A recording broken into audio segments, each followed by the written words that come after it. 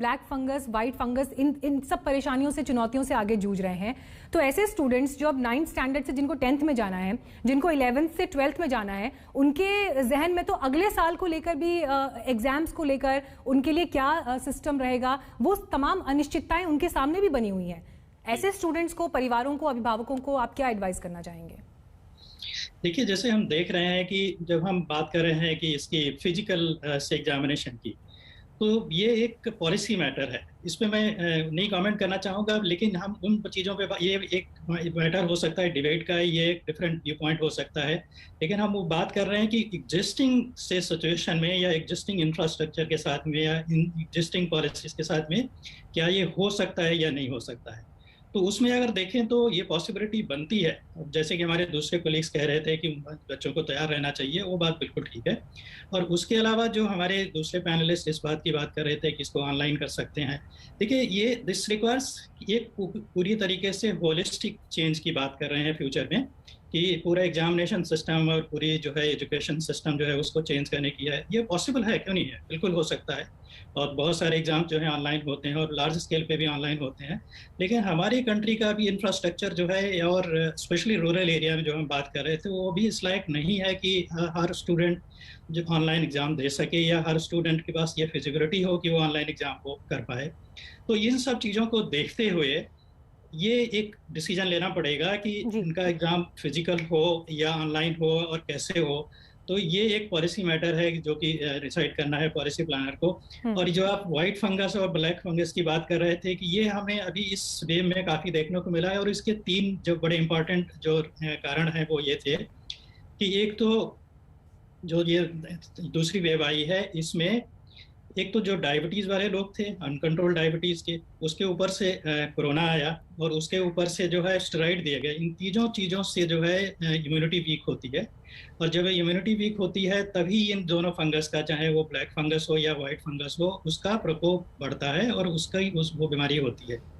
Black fungus जैसे हमने देखा है, आजकल बड़ी चर्चा हो रही थी ब्लैक फंगस की कोविड के बाद में जब लोग रिकवर कर रहे होते हैं, तो उस टाइम ये देखा गया है स्टेरॉइड दिए हैं, अनकंट्रोल्ड डायबिटीज है या कोरोना की वजह से इम्यून सिस्टम कमजोर हुआ है, उनको हुआ है। और व्हाइट फंगस भी उन्हीं सिचुएशंस में होता है। और ये दोनों फंगस जो है ना, जैसे व्हाइट फंगस है जिसको हम कैंडिडा या एस्परजिलस कहते हैं, उस सिस्टम में वैसे भी होते हैं, नॉर्मल आदमी पे भी होते हैं, लेकिन जब वो इम्यूनिटी कमजोर होती है। और मेंशन कर रही हूँ, जुलाई में देखिए यहाँ पर एम्स में भी जो है पीजी एग्जाम्स होने वाले हैं जी।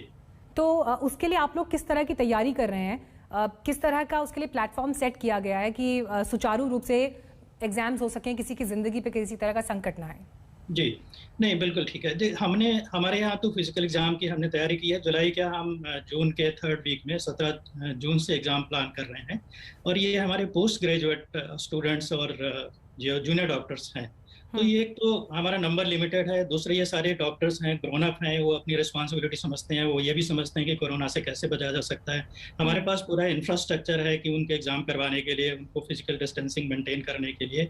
और उसके अलावा जो बाकी चीज़ें हैं जो कोविड अप्रोप्रिएट बिहेवियर की, वो हमारे सिस्टम में ऑलरेडी हैं।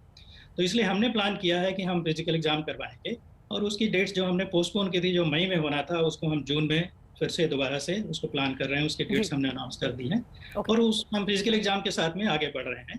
लेकिन जो प्रैक्टिकल एग्जाम है उसमें हम देख रहे हैं कि उसमें ये कैसे होता है, क्योंकि प्रैक्टिकल एग्जाम में कई बार हमारे एग्जामिनर्स जो हैं ये जनरली बाहर से आते हैं, तो उनको हम अगर वो आ सकते हैं तो उनको हम बुला लेते हैं, और अगर नहीं आ सकते हैं तो हम उनका ऑनलाइन एग्जाम करवाते हैं। और ऑनलाइन एग्जाम में हमें ये भी चाहिए होता है कि पेशेंस चाहिए होता है हमारे कैंडिडेट्स के एग्जामिनेशन के लिए। तो पेशेंस कैसे आए, तो पेशेंस के लिए भी हम उनका इस तरीके का रखते हैं कि हम उनके पिक्चर्स हैं, हिस्ट्री है, समरी है, इस तरीके की चीज़ें, फोटोग्राफ्स हैं, ये सारा करके जो है हम उस ऑनलाइन सिस्टम जो है एग्जामिनेशन का, वो हम डॉक्टर्स का भी कर लेते हैं। जी, मैंने ये सवाल इसीलिए आपसे सर पूछा कि जब पीजी के लिए भी अगर एग्जाम्स हो रहे हैं, अगर किसी एक्सपर्टीज वाले क्षेत्र में भी एग्जाम हो रहे हैं, तो आज के दौर में उसकी क्या तस्वीरें दर्शकों के सामने वो भी जाएगी। प्रमोद शर्मा जी, ये सवाल में मुझे पता है कि इसका जवाब देना आपके लिए भी उतना आसान नहीं होगा, लेकिन जितने भी अभिभावक हैं वो बस अपने बच्चों को लेकर जो सपना देखते हैं, जो उनके लिए उम्मीदें पालते हैं, वो इस वक्त यही सोच रहे हैं कि क्या उनके बच्चे नॉर्मली स्कूल कब जा पाएंगे। हमने देखा है कि पेरेंट्स कितने परेशान हो रहे हैं, 1 साल से बच्चे घर पर बैठे हैं, अलग तरह की वो परेशानियों से जूझ रहे हैं, लेकिन कोई उम्मीद की किरण आने वाले वक्त में आपको दिखाई देती है?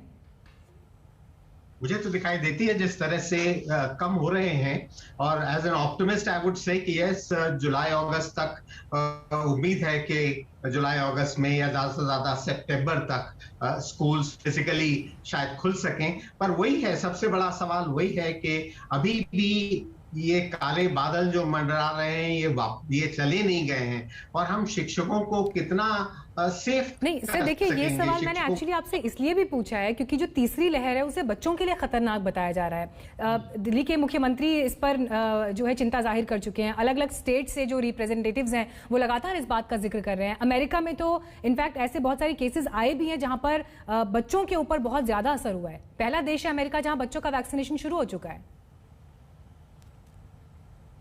और ये हम 17 साल के बच्चों की बात कर रहे हैं जो कि बोर्ड एग्जाम दे रहे हैं, तो क्लास 10, 11, 12, 15 से 17 साल के बच्चे हो जाते हैं। तो इन बच्चों के लिए तो वैक्सीनेशन के बारे में जो स्टडीज हो रही हैं उन पर खासतौर से गौर किया जाना चाहिए। और सबसे पहले तो मैं जैसे पहले भी कह रहा था कि टीचर्स के वैक्सीनेशन के लिए